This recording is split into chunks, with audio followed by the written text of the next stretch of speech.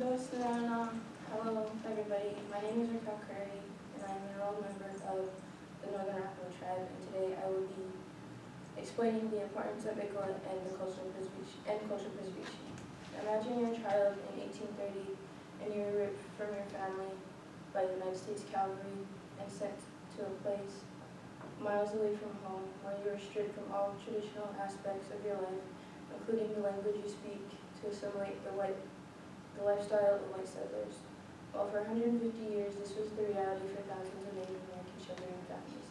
To this day, indigenous communities still feel the effects of the cultural erasure that was forced upon our ancestors and caused the cultural wounds that we continue to fight today. Before we get ahead of ourselves, let's take a look at U.S. history to get a better understanding of the events that led to the constant need for cultural preservation in indigenous communities. The beginning of the cultural erasure was the Indian Removal Act. The Indian Removal Act was signed into law by President Andrew Jackson in 1830, which forced Native American tribes from their homes and ordered them to relocate west of the Mississippi River. The U.S. government thought this law was the solution to the so-called Indian problem, which allowed the cavalry to expand the agricultural lifestyle of white settlers westward by taking indigenous lands from tribes in the south, at the cost of 4,000 tribal members' lives lost along the travel's years.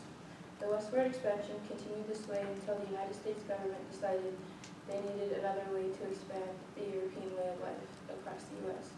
So President Millard Fillmore signed into law the Indian Appropriation Act of 1851.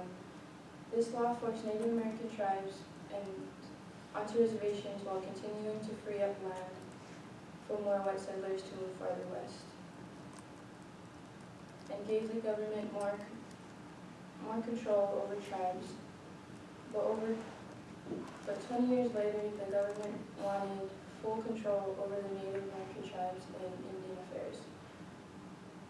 Due to the wars between white settlers and Native American tribes, President Grant signed into law the Indian Appropriation Act of 1871.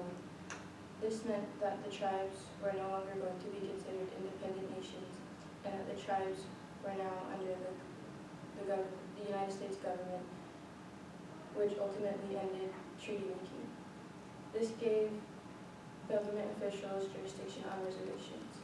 Since the government had control over Native tribes, they wanted to assimilate Native American children to the European way of life at a more accelerated and aggressive pace. So the U.S. government implemented mandatory Indian boarding schools. The first Indian boarding school was opened in Carlisle, Pennsylvania in 1879 and was built around the mission of kill the Indian and save the land. These schools were meant to teach the Native American students basic education and to assimilate the white agricultural lifestyles. Since government officials had jurisdiction on reservations, the United States Cavalry had the authority to rip indigenous children from their families and send them to a boarding school miles away from home, stripping all traditional values and replacing them with the agricultural lifestyle of white settlers. In reality, the events that occurred in these schools were much more horrific.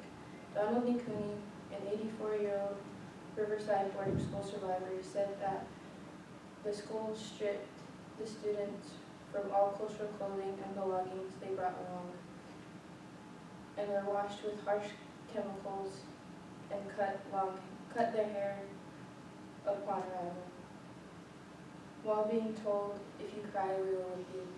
Donald also recalls abuse of all kinds, such as his mouth being washed out with lye when trying to speak his native language, and another student's shirt sticking to his back because of the blood due to the harsh whippings. The abuse and trauma of the Indian boarding schools continued for another 100 years. As you can see, the United States government had intentionally created a legal system around racism and abuse of power against Native American communities by forcing tribes onto reservations and taking indigenous children away from their families while attempting to erase Native languages and traditions. Due to these horrific events in U.S. history, there is a desperate need for cultural preservation that ripples into today's generation. A logical answer to this problem is the Indian Welfare Act. The Indian Welfare Act was enacted in 1978 with the purpose of protecting the best interest of Native American children and supporting the stability and security of Native American tribes. ICWA promotes family reunification by helping families fix problems that threaten the children's safety and often offers resources to the family to stay connected with one another before and after a child is removed from their home, which increases the likelihood of family reunification. ICWA promotes cultural identity when a Native American child is placed into the foster care system, and it is required that the child's tribe and extended family members are notified and authorized that the child is placed with the care of the extended family members or other members of the tribe, and gives the family and tribe a voice to petition that the child's case be transferred to the tribal court. This gives the tribe an opportunity to be involved in services and placements regarding the child. ICWA has hit close to home and has impacted my life as well. After my father had passed when I was 4, I was placed into the state foster care system and was at the point of being separated from my sister and placed with a foster family outside of my tribe until the Northern Apple tribe and my grandmother stepped in and voiced that my sibling and I be placed with my grandma. Growing up with my grandma gave me the opportunity to practice my culture and Native American traditions, which plays a big part of who I am today. While listening to the oral stories of my ancestors and taught me to speak my Arapaho language, like the way I introduced myself in the beginning of the speech. How my people originated from the Great Plains Mountains of Colorado. Without the major impact of ICWA, I would not be the person I am standing in front of you today.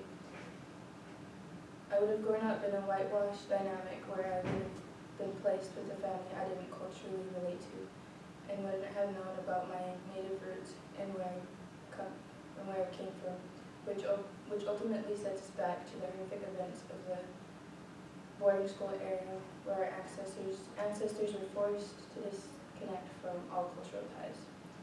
ICWA is not just a policy, it is a promise made by the United States government to protect our Native American way of life. It is our responsibility as Indigenous people to educate and advocate for laws like ICWA in order to preserve our traditions, not just for yourself, but for our ancestors who came before us, and for the next generation who comes after us. Our cultural aspects play a big role in who we are as people and cannot be erased. Thank you for listening.